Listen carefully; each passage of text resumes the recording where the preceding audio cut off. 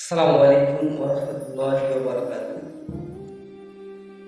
আল্লাহ সুবহানাহু ওয়া তাআলা আল কোরআনের সূরা ওয়াকিয়ার ৭১ এবং ৭২ নম্বর আয়াতে আমাদের বাস্তব একটা ব্যবহারিক জিনিস নিয়ে উদাহরণ দিয়েছে এবং এখানে মুমিনদের অনেক চিন্তার বিষয় আছে।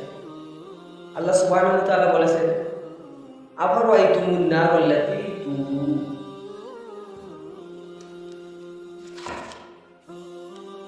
আগুন যা তোমরা প্রতিদিন জ্বালাও, প্রজ্বলিত করো, নিজের রান্নাবান্নার কাজে ব্যবহার করো, অনেক প্রয়োজনীয় কাজে ব্যবহার করো,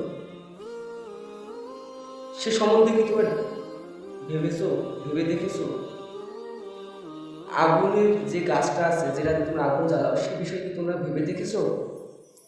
আনতুম আনশাআতুম শাজারাতাহা আম নাহনুল মুনশিউন,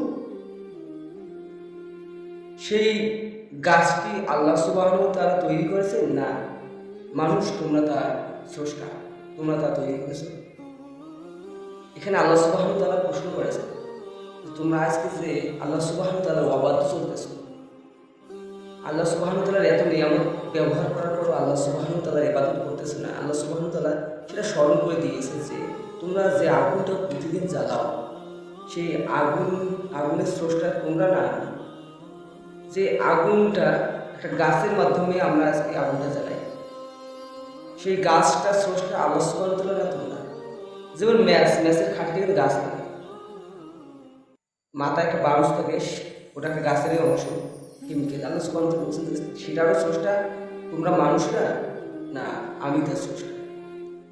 আমাদের সবাইকে আল্লাহ সুবহানাহু ওয়া তাআলা আল্লাহর নিয়ামতগুলো স্মরণ করিয়ে যেন আমরা আমাদের জীবনটা আল্লাহ সুবহানাহু ওয়া তাআলার পথে অতিবাহিত করতে পারি, এই তৌফিক দান।